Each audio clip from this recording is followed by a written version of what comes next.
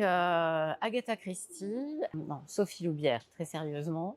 Je suis romancière et journaliste. J'ai travaillé pendant des années à France Inter, à France Info et je suis tombée dans la marmite de la lecture toute petite, ce qui m'a inspirée évidemment de nombreuses histoires. Et puis très vite, l'écriture s'est vraiment imposée à moi et je suis devenue romancière depuis 25 ans. Mon dernier roman, c'est Obsolète, un roman qui aborde l'obsolescence programmée de la femme de plus de 50 ans sous forme d'une dystopie, une réflexion d'un monde que j'imagine dans 2 siècles et qui, lorsque les femmes atteignent la cinquantaine, eh bien, leur propose de quitter leur foyer pour être remplacées par des femmes plus jeunes, encore fertiles, et pour être envoyées au grand recyclage dans un lieu mystérieux dont personne ne revient jamais, qui s'appelle le domaine des Hautes Plaines.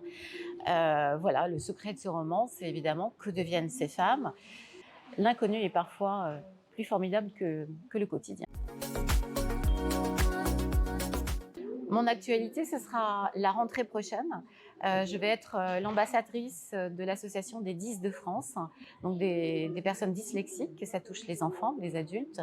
Et c'est un sujet qui me concerne particulièrement puisque je suis une romancière dyslexique. Nous sommes nombreux à l'être et pas des moindres, hein. Évidemment, j'en parlais au début en la citant. Agatha Christie, par exemple, était une romancière dyslexique, mais aussi Jules Verne, mais aussi Edgar Allan Poe, Daniel Pennac, Daniel Picouli. Voilà, donc nous sommes nombreux à avoir eu ces difficultés dans l'enfance avec l'orthographe ou la grammaire et finalement à faire notre parcours et apporter cette spécificité que l'enfant 10 va créer autour de lui en imaginant des chemins de pensée différents des chemins traditionnels parce que notre cerveau fonctionne différemment. Je vais citer d'autres 10 très connus, Léonard de Vinci, Steven Spielberg, par exemple, et puis Albert Einstein. Voilà, des personnes qui souffraient de troubles 10. Et parfois, mais ça donne de bons résultats. Donc, je suis ravie d'être la marraine cette année de cette journée des 10 de France. Pourquoi j'écris Parce que j'ai toujours écrit. Au départ, j'écrivais avec un pinceau. Je dessinais parce que les mots ne me semblaient pas le chemin le plus évident. Je dansais aussi, je chantais. En fait, j'écrivais avec toutes les possibilités que mon corps me le permettait.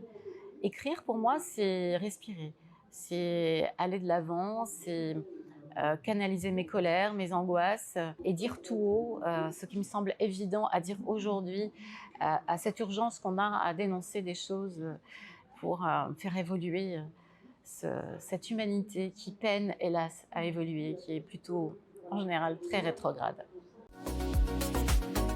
Mes sources d'inspiration, elles sont multiples. Ça veut être mon vécu, évidemment, tout ce que j'ai pu vivre depuis l'enfance, comme une espèce d'énorme dictionnaire avec le dictionnaire des émotions, le dictionnaire des lieux rencontrés, des voyages. Ma source d'inspiration, c'est aussi évidemment les faits divers, l'actualité, la société, mon entourage, mes enfants, mon mari.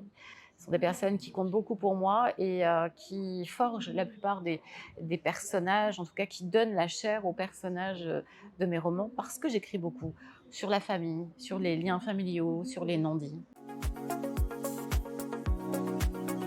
Alors je suis définitivement pas du matin. D'ailleurs, cette interview se fait à 10h30, donc je ne suis pas très réveillée, surtout un troisième jour de salon.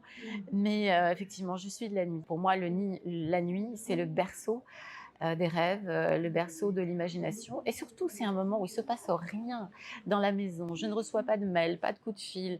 Il n'y a personne pour frapper à la porte et me dire «Maman». Quand je démarre un roman ou quand je le termine, et je vais carrément dans un hôtel ou à une chambre d'hôte. Et là, je me décale parfois totalement. C'est-à-dire que je dors jusqu'à 11h et puis je travaille jusqu'à 4h du matin, 4-5h.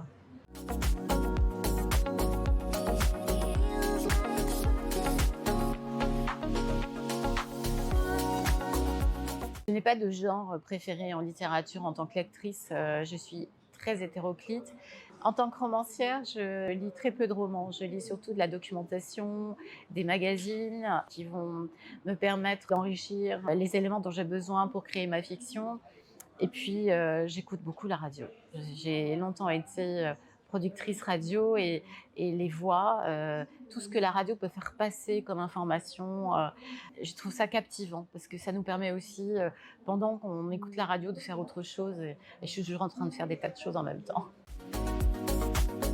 C'est ma première édition, mon premier salon à Vannes. Voilà, c'est un salon lumineux, populaire, parce qu'il y a vraiment un monde fou et puis des personnes, je dirais, qui touchent toutes les strates de la société et des lecteurs passionnés, passionnants, avec lesquels je passe parfois un quart d'heure à discuter et une ambiance juste parfaite. Donc là, ne changez rien, s'il vous plaît.